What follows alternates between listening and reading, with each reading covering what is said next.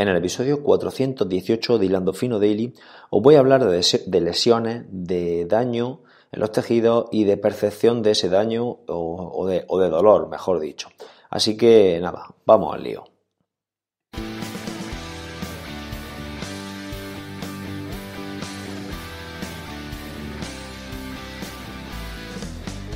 Buenos días, tardes o noches familia, bienvenido al episodio 418 de Hilando Fino Daily, el lugar donde expreso todo aquello que se me va pasando por la cabeza sobre el deporte en general y el triatlón en particular. Hoy es miércoles 30 de octubre de 2019 y como siempre os animo a entrar en mi página web en hilandofino.net. Ahí vais a poder suscribiros a mi plataforma de entrenamiento, a la academia, para que aprendáis a entrenar y a planificaros y a gestionar vuestro entrenamiento de forma un poco más autónoma. Venga, vamos con este episodio donde quiero hablaros de un tema bastante complejo, bastante difícil y que a mí me resulta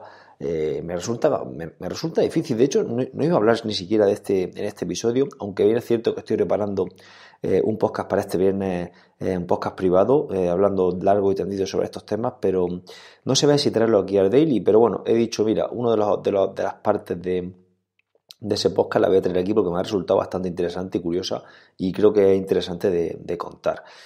No soy experto en estos temas, ya lo sabéis, son temas que, son más de gente, de fisioterapeutas, de readaptadores, de gente más metida en estos mundos, pero yo creo que cualquier entrenador y cualquier deportista debería de tener unas nociones básicas de este tipo de temas, sobre todo a la hora de encarar lesiones y de recuperación de lesiones, que no estoy hablando de recuperación de una lesión como tal, del protocolo de recuperación, sino más bien de cómo debemos de abordar psicológicamente y mentalmente ese proceso de recuperación, porque en ocasiones yo he estado lesionado mucho tiempo, también os digo que hace muchísimos años que no me lesiono, no sé si es suerte o que algo estoy haciendo bien, pero yo he estado lesionado en el pasado varios meses con lesiones que me decían mi amigo y mis compañeros de entrenamiento que eran lesiones psicológicas, que decían que yo tenía algo en la cabeza que hacía que me doliera y llegaron momentos hasta pensarlo, yo mismamente pensar que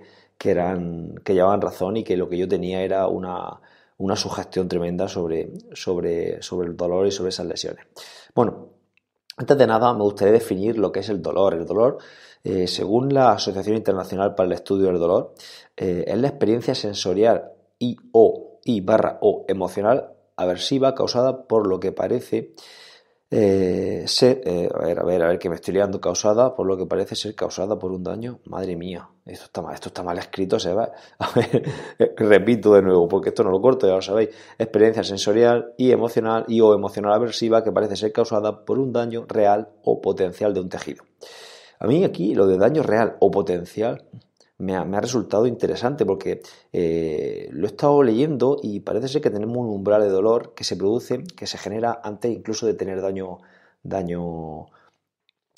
muscular o daño en los tejidos, y esto es algo muy lógico si nos trasladamos a una situación de supervivencia donde nuestra persistencia, nuestra subsistencia, mejor dicho, persistencia sería otra cosa, nuestra subsistencia en el mundo dependía de movernos y de estar activos, ¿no? Entonces es normal pensar o es relativamente lógico pensar que se produzca daño antes de tener que se produzca dolor antes de tener daño, ¿vale?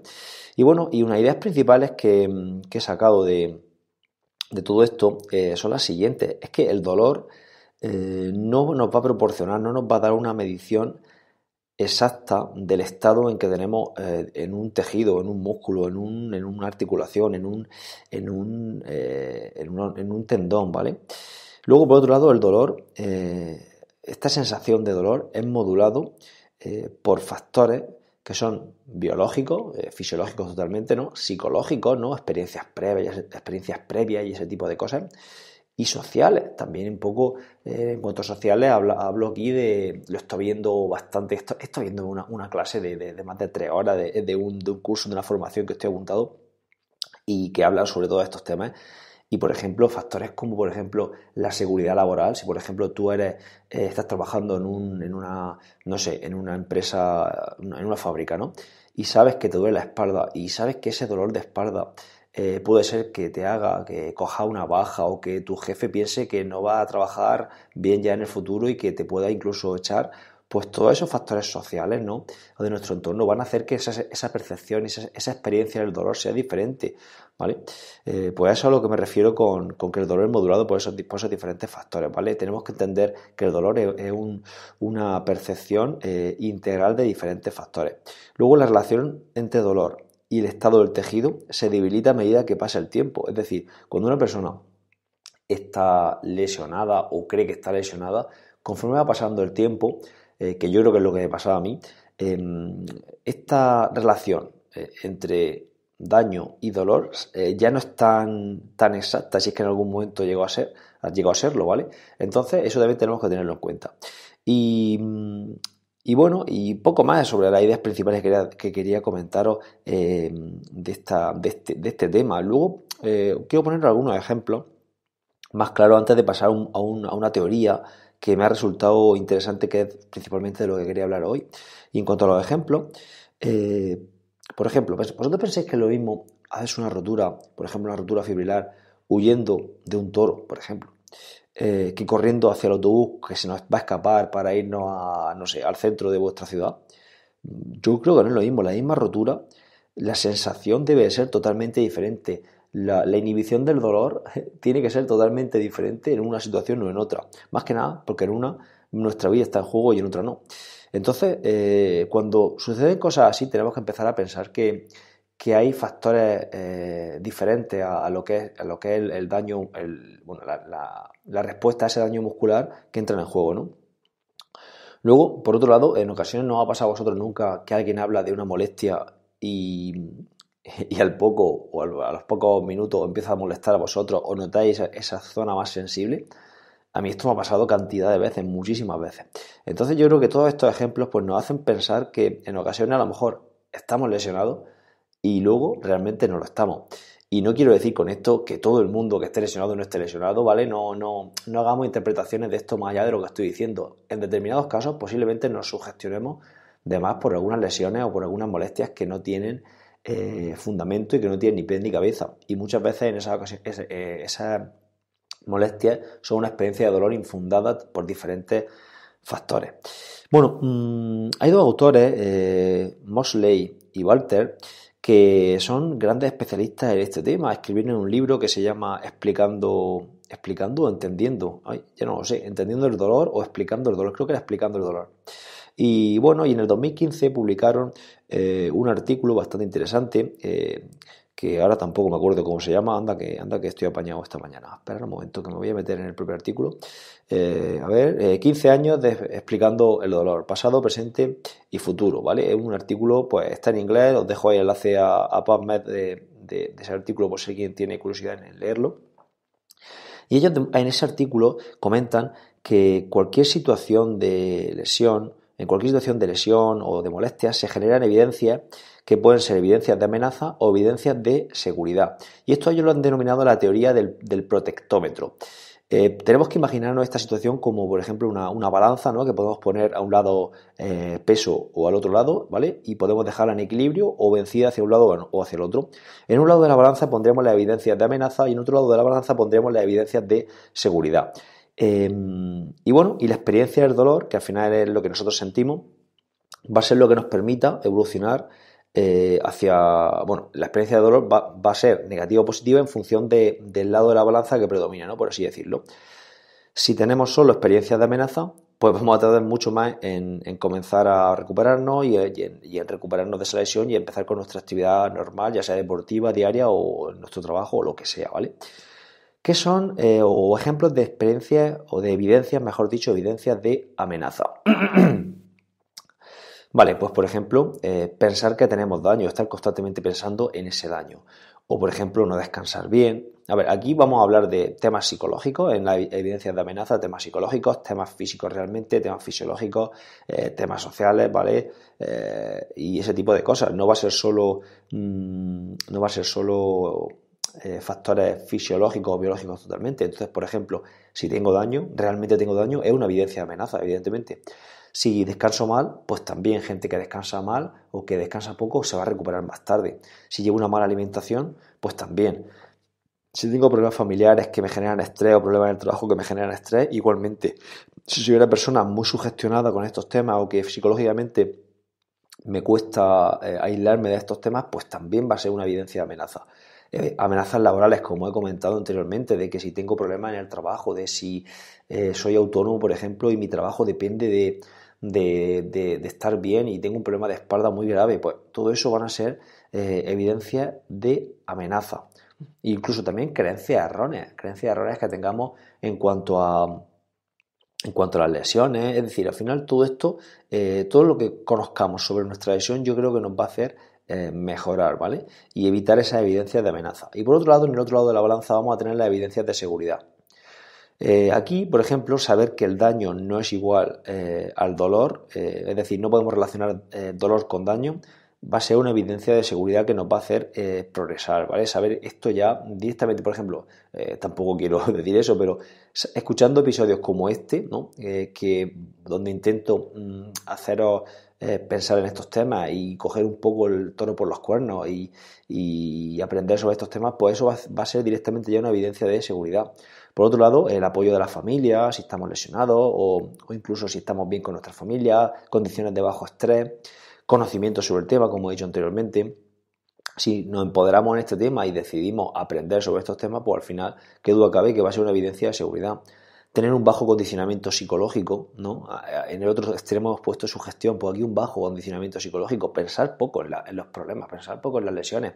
Hace poco le recomendaba a un deportista, yo de forma totalmente aleatoria y sin ningún tipo de evidencia tampoco, le decía que saliera a correr con música, porque yo notaba que tenía una lesión a la cual ya yo creía que estaba recuperado, no tenía ningún tipo de síntoma en cuanto a, pues, se lo he dicho a un especialista de que estaba lesionado, y yo le decía que saliera a correr con música para aislarse un poco, porque iba todo el rato pensando en la lesión. Luego, tener garantías de baja laboral, es decir, la garantía de que si me lesiono no me va a pasar nada en mi trabajo, pues también va a ser una evidencia de seguridad. Establecer unos objetivos de recuperación, esto va a ser interesante, por ejemplo, si nosotros tenemos una tendinitis en una rodilla y sabemos que vamos a estar durante 2 meses parados, pues a lo mejor podemos decir, mira, pues los primeros 15 días no voy a hacer nada, o voy a hacer solo natación, los segundos 15 días vamos a empezar a movilizar ya la pierna en bici, además voy a llevar un tratamiento de fuerza, un entrenamiento de fuerza paralelo, donde voy a trabajar estos ejercicios con estos kilos, poco a poco voy a ir trabajando para poder llegar a hacer sentadillas con tantos kilos y sin tener sensación de dolor. Es decir, llevar un objetivo, un planning en la recuperación va a ser interesante para mejorar y para tener esa evidencia de seguridad de que estoy haciendo las cosas bien. Bueno, pues estos autores dicen que en función de si predominan las evidencias de amenaza o las evidencias de seguridad, pues vamos a poder recuperarnos de una lesión y progresar más adecuadamente. A ver, aquí tampoco yo pienso que esto no es, no podemos caer en el error de pensar que todo esto es psicológico, que las lesiones no son reales o que si estoy lesionado al poco tiempo, en cuanto me digan que al mes voy a estar recuperado, voy a poder empezar a hacer mi actividad normal. No es así, al final son temas que son reales, es decir, si yo siento daño, lo estoy sintiendo. Perdón, dolor lo estoy sintiendo. Otra cosa es que tenga daño, pero sin sentir dolor lo estoy sintiendo. Entonces lo que hay que hacer es darle la vuelta a la tortilla para no sentir ese dolor, puesto que el daño no está ahí, no tiene sentido que el dolor persista. Pero que el dolor está, ojo, es como si yo toco algo que para mí me quema y para otra persona no le quema. Esto pasa mucho. Me ha pasado situaciones con gente que toca el mango de una sartén, por ejemplo, y no se quema, yo lo toco y me quemo. A ver, yo me estoy quemando. Esa persona no se está quemando, pero yo sí. Entonces la percepción de dolor, la sensación de malestar la tengo. Entonces lo que tengo que hacer es, en el caso de la sartén me da igual, ¿no? Quitar la mano y punto, pero en la situación por ejemplo, de estar corriendo, de correr, de entrenar, pues tengo que intentar darle la vuelta a la tortilla y que esa sensación de dolor no esté, porque el daño no está. ¿Vale? Bueno, un poco espero haberos hecho reflexionar sobre este tema. Y para terminar, estos autores sacaron en este estudio unos factores predictivos que hicieron bueno, que eran los responsables de que a los 6 meses se produjeran molestias de nuevo, creo que eran en la zona lumbar, ahora no estoy seguro, pero bueno, para lo que es la idea que yo quiero transmitiros, me viene bien comentarlo. Son 3 factores predictivos que hacían que a los 6 meses las molestias persistieran, da igual la zona que fuera. Creo que era la zona lumbar, pero no me acuerdo. Bueno, las expectativas predictivas era el primero, es decir, si yo no tengo expectativa en que voy a mejorar, es decir, si no me veo capaz de mejorar o si creo que no voy a mejorar directamente, pues va a ser un factor que en un porcentaje alto va a hacer que no mejore. Luego, en segundo lugar, la autoeficacia. Si no me siento capaz de hacer cosas, no haré cosas, por lo cual no mejoraré. Esto es un poco un círculo vicioso, ¿no? Si un deportista sabe que entrenar, que tengo que entrenar con dolor y tengo estrategias para modular ese dolor, pues posiblemente sea capaz de mejorar esa actividad con dolor. Es decir, no digo que esté todo el mundo entrenando con molestias, pero si sabes que has tenido una fractura en tal sitio o una tendinitis en otro sitio y está curada porque una ecografía o un especialista te ha asegurado que la tienes curada y tienes dolor, a lo mejor ese dolor es algo que tienes que modular y sentirte tú capaz de entrenar con dolor, ¿vale? Esto es interesante ir aplicándolo poco a poco, es decir, si he tenido una micro rotura y me puedo correr y me molesta, aunque la tenga curada me molesta, pues el primer día no puedo coger y hacer mucha intensidad o mucho volumen, pues tengo que ir poquito a poco ir acostumbrándome a esa sensación de dolor y poco a poco, según expertos, irá desapareciendo. Esto lo hemos comentado en el curso, que las dosis tienen que ser poco a poco, tienen que ir introduciéndose muy poco a poco e inmunizarnos un poco en ese dolor, aunque lo sintamos. Es decir, sin dolor quizá no hace falta entrenar, debemos de entrenar con dolor, pero poco a poco modulando ese dolor. Y luego, por último, el locus de control, es decir, esto se refiere a que si eres dependiente de lo que digan otras personas, pues tu organismo se vuelve pasivo y no tiende a solucionar los problemas. Es decir, si tienes una molestia y directamente vas al fisio, o si te fías totalmente de lo que diga tu médico, o tu fisioterapeuta o tu redactador, pues estás creando un locus de control externo, es decir, dejas la responsabilidad en manos de otras personas y parece ser que esto era otro de los factores que hacían que a los 6 meses las lesiones todavía estuvieran ahí. Y bueno, espero no haber sido demasiado pesado con este tema, un tema que a mí me interesa bastante, de hecho he hecho un episodio largo, llevo hablando solo de un tema 17 minutos aquí, imaginad cómo va a ser el episodio del viernes, espero no aburrir a la gente. Bueno, muchísimas gracias por estar ahí, muchísimas gracias por vuestras suscripciones, valoraciones, espero no haber aburrido, comentarme en Telegram lo que os pensáis sobre estos temas y nada, volvemos mañana con otro episodio. Hasta mañana, amigos. Adiós.